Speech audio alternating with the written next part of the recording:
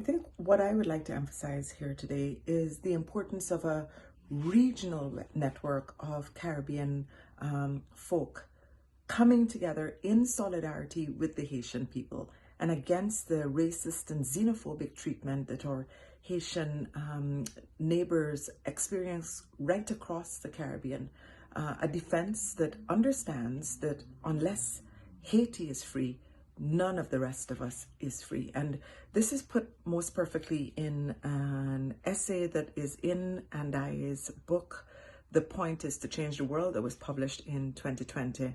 And she closes this essay by remarking, and I quote, "It is a reflection of a complex class, race, religious, and language discrimination that we do not join in fighting for Haitians to be allowed even the limited rights allowed other CARICOM citizens. We must defend Haiti as a matter of priority. The whole world, and we in particular in the Caribbean, owes a great debt to the Haitian people, whose 1804 revolution paved the way for emancipation in the region and for liberation and anti-colonial movements everywhere," end quote. And I wanted to draw on the late social activist Andai. As Charlene will tell you, she was very committed and involved in the struggle in defense of the Haitian, in defense of the Haitian people. She was involved both in Guyana as well as with Margaret Prescott and others through the global strike and through Women of Color in the global strike. This was something that was really near and dear to her heart. And I was also part of a pan-Caribbean network that actively opposed the 2013 racist decision of the Supreme Court of the Dominican Republic, which effectively stripped nationality from Dominicans of Haitian heritage going as far back as 1929. I believe it was Andai and Danuta Radzik, both from Guyana, who at the time penned a petition that got wide regional support, connecting with young feminists in Grenada through a group called Groundation Grenada, which helped to launch the petition online and get signatures, ensured that each signature would automatically generate an email that was sent to the Secretary General of CARICOM, who was Erwin LaRocque at the time, as well as to every single CARICOM leader across the region. There was then a teach-in that was organized. I believe Charlene Wilkinson was also part of that. A teach-in that was organized at the University of Guyana, which produced more signatures. Students from the University of Guyana and Danuta Radzik then presented that petition formally to the Secretary General at CARICOM. There were regional actions taken elsewhere. So in Trinidad and Tobago, for example, a reporter was sent to the Dominican Republic to report on the racist treatment that Haitians and Dominicans of Haitian heritage received there. I think his name was Jabari Fraser. Juve IT, which was a wonderful sort of theatrical political mobilization that took place on the streets of Trinidad and Tobago, also protesting.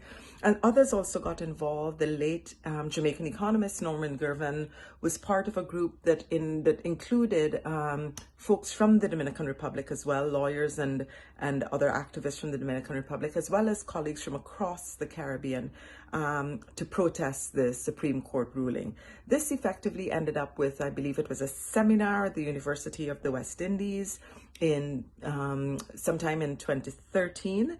At the time that the CARICOM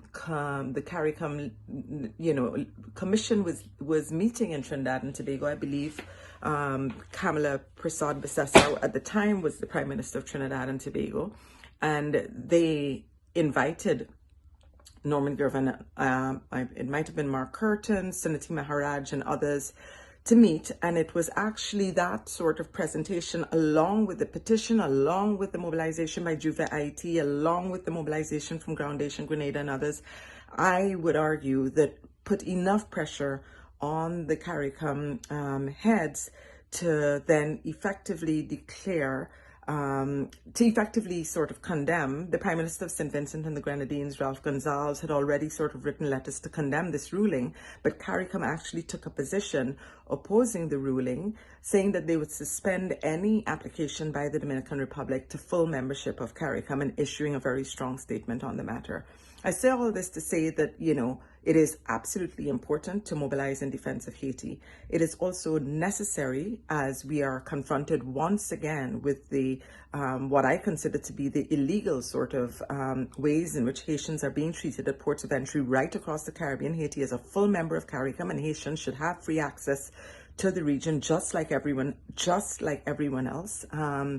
That one, it is important to demonstrate solidarity, but two, I want to underscore the importance of really building a regional network, raising regional awareness and critical awareness right across the Caribbean, because it is only that kind of united action that can bring about the kinds of changes we need. And it is only through that kind of struggle that we even come close to developing some understanding of what it means to be Caribbean and to be in Caribbean in solidarity with those most vulnerable in the current context.